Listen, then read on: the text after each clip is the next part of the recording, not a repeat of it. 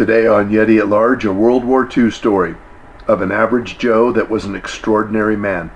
This is Sergeant Kempton, United States Marine Corps, 2nd Marines, Pacific Theater of Operations, Island Hopping Campaign. This is Yeti at Large, a channel focused on making the most out of what you got, no matter where you're at. Now that you're here, let's go. Our story, like so many World War II stories, begins with the attack on Pearl Harbor. Now, Ken was a young man born near Des Moines, Iowa in the 20s. I spoke with Rose, who's 93 at the time of this filming, about Ken's story a little bit, and she provided some insight.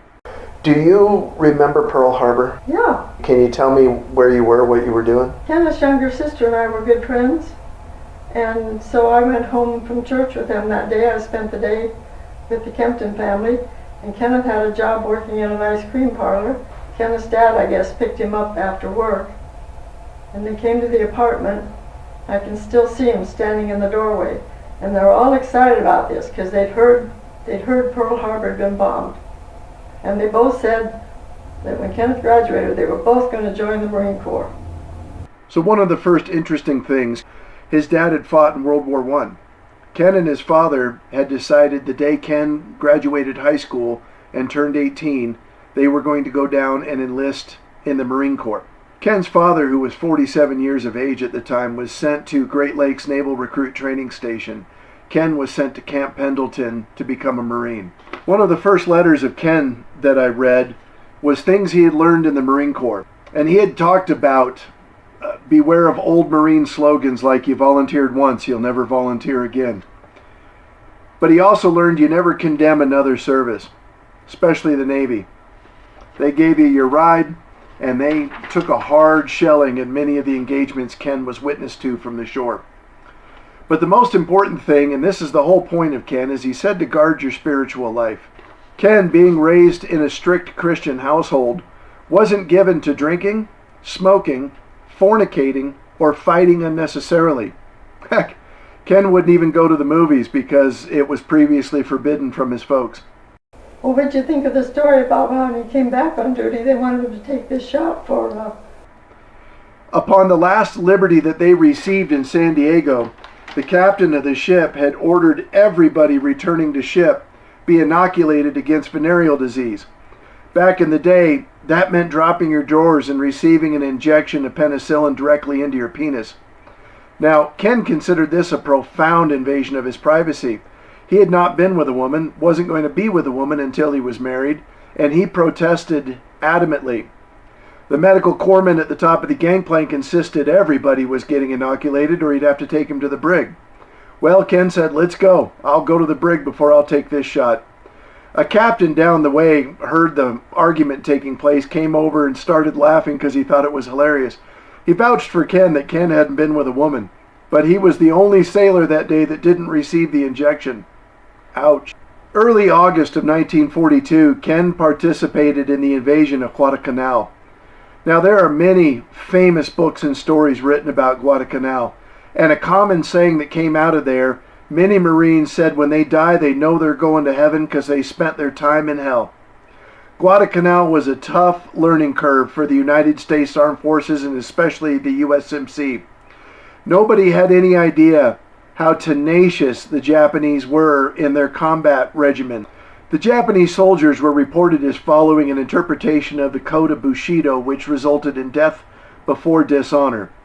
Might have been warped by their military higher command to get troops to fight on fanatical levels, but the Marine Corps at Guadalcanal took the brunt of this. From Guadalcanal, in quick succession, his unit fought in Tulagi, Tanaboga, and Florida Island. That's right across the strait there. And in the Florida Island, they spent many, many days slogging through the swamps. It's interesting what the average grunt will see compared to what the brass would see. Ken remembered that they had a native guide wearing a G-string that they thought was funny because they'd never seen anything quite like that at the time. Spoke perfect English, was educated in Australian schools. After being deployed to 4 very, very arduous battles in quick succession, they were sent to New Zealand for R&R. Many call it rest and relaxation. Ken referred to it more as replenishment and retraining. They were getting ready for the battle to come, which was going to be bigger than Guadalcanal. Ken's unit was sent to Tarawa for the invasion there. A much different experience. Some of these landings they participated in went uncontested, other landings went heavily contested. It's interesting the perspective of a soldier years after being involved in the battle, the residue of what sticks to him. Ken didn't write a lot about the actual battle on Tarawa outside of the normal musings, but he did remember that they were relieved one day before Thanksgiving. And so they had Thanksgiving, November 20th, 1943, aboard ship. The captain had instructed all unwounded and walking wounded soldiers to assist in the feeding of the severely wounded soldiers, some of which were so badly wounded they couldn't navigate the stairwells on the ship, so they were up on deck. Ken wrote extensively about retrieving up 4 different plates of food and feeding 4 different soldiers that couldn't feed themselves before he had a bite to eat on Thanksgiving. It moved him deeply, and for a Christian man, this would be a profound act of service. It's interesting when you consider what many of the newsreels portrayed the injured soldiers as looking like. Here you have this beautiful Florence Nightingale nurse serving this young soldier with fine china and fine clean linens. That wasn't the reality that Ken spoke about. It was much grittier and a lot harsher. Ken's writings show that he was genuinely moved and motivated to be of service of his fellow man and his fellow soldier. He seemed to enjoy helping those who were in a compromised position. It brought him a great deal of joy and solace, and helped ward off the creeping combat fatigue and depression that he was beginning to feel. This was a pivotal part of Ken's journey.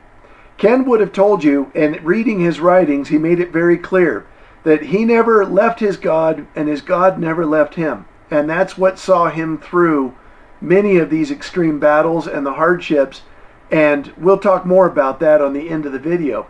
But these moments of respite in between are where he really shows that.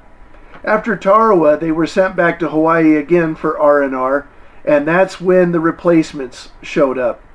And Ken's heart broke for the replacements. They were green, they were right out of boot camp, and they didn't have the benefit of the hard lessons they had learned. I think maybe when they left Hawaii, he talks about the rookies coming in, and then they knew they were getting ready to go back into battle because these young guys just right out of boot camp were showing up.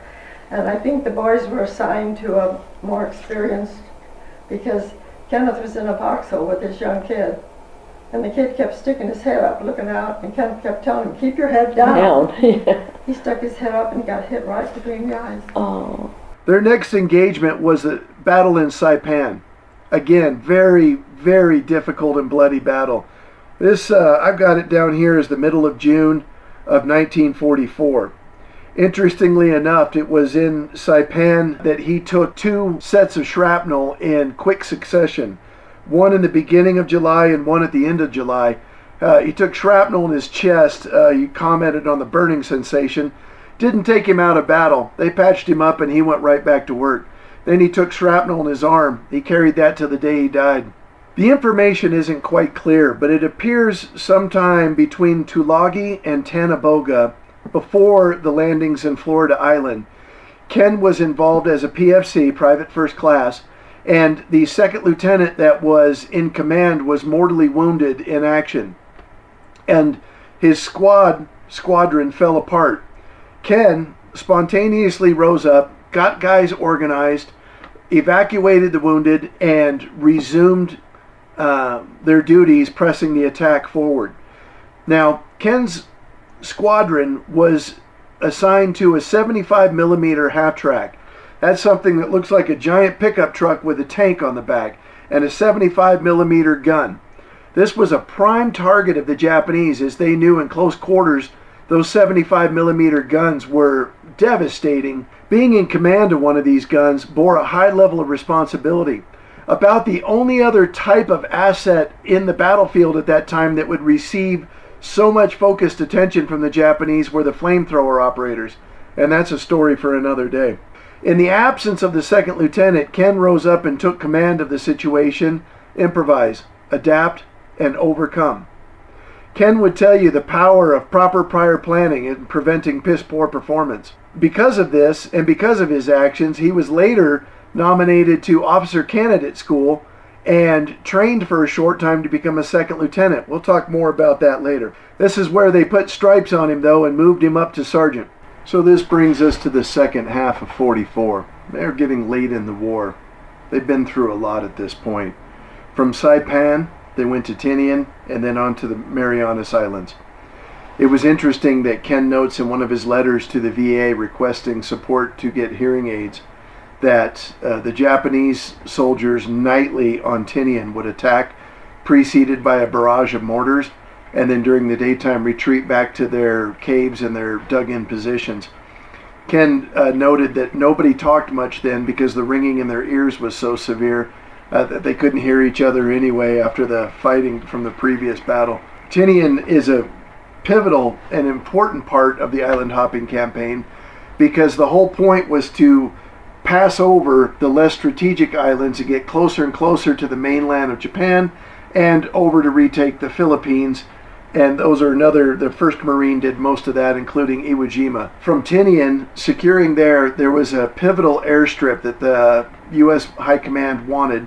And of course, we know that the Enola Gay B-29 fortress that dropped the first atomic bomb on Japan took off from there.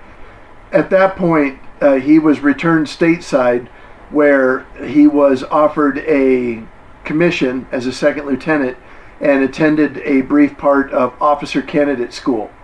And then later, when he got back to the States, on the basis of that action, somebody nominated him for officer's candidate school. And then he went to officer's candidate school in Camp Lejeune, I think, or Okay. not Pendleton, somewhere in North Carolina. And he doesn't talk much about that. But you know what? He didn't enjoy being a second lieutenant because he was a combat soldier. He wasn't so when the war was over, he said he didn't want to be a peacetime soldier. Ken, armed with the knowledge that he wasn't interested in being a peacetime soldier, left the Marine Corps. I did a little bit of math, and it appears that he spent 1,474 days in active service with the United States Marine Corps. It appears that he did 822 days in a combat zone. His wife Rose had stated that it was 27 months before he had his first furlough. And of course, at that point early in the war for the Pacific, many things were uncertain, and the Japanese seemed unstoppable, as did the Nazis in their march across Europe. What makes Ken an extraordinary man isn't the fact that he survived these incredible battles at Guadalcanal, Tulagi, Tanaboga, Florida Island, Tarawa, Saipan, Tinian, and Marianas. What makes Ken an extraordinary man is that he lived by a very clear code. He was a Christian man, he followed God, and he told the truth. And because of that, he came home with very little of what today we call PTSD. And he did his job, and when he was done, he walked away from it. And you said he had no nightmares? In fact, he didn't talk a lot about it when he first got home. Ken went on to finish seminary school, although his wife still chides him after his death that it took him 10 years to complete that. Became involved in real estate and lived a very good life, raised a family. I wanted to give Rose the final word on this whole subject on this short little video. So on that note, I want to give you the last word. What's the most important thing that people need to know? What, about my husband? Yes. He was a man of God. He was a man of his word. Once a Marine, always a Marine. Semper Fi, Sergeant Kempton. Hoorah.